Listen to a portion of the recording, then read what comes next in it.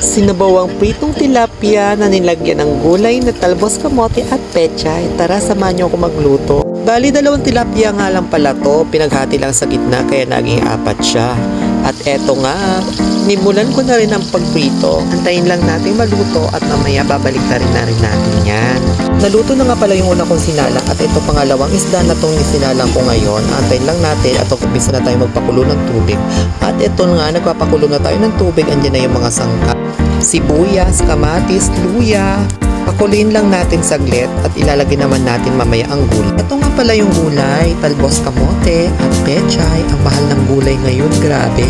Kaya ito na lang talaga yung pinabili ko. Masarap talagang ihalo ang gulay sa isda. At eto na nga, nilagay ko na nga yung gulay dito kasi nga kumulo na yung tubig natin pinapakulo kanina. Pakuluin lang natin ng ilang minuto ulit at pagluto na yung gulay, isusunod ko naman yung isda na. Mas masarap nga sa gulay pag yung half cook lang ang pagkaluto. At eto nga, dahil okay na yung gulay natin, sinunod ko na nga yung isda. Pakuluin muna natin ng konti, tapos halu-haluin lang natin. Yan, ganyan. Para naman manuot yung lasa at yung sabaw dun sa laman ng isda. Nailagay ko na nga rin pala yung pampalasa, kaya okay na yan.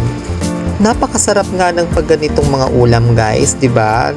Naku, napakainit ng sabaw, tapos ihigop ka, grabe, napaka-refreshing.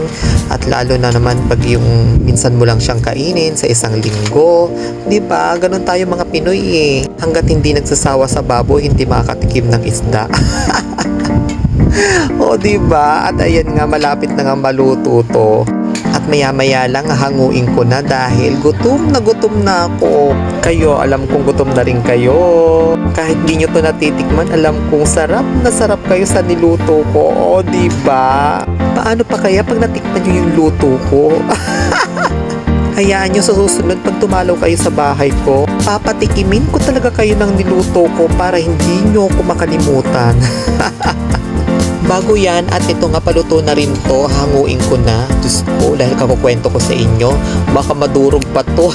Sobrang luto na.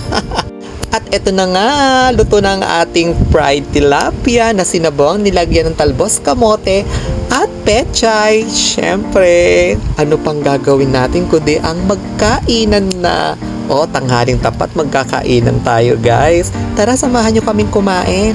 Thank you for watching, guys. Please like and share.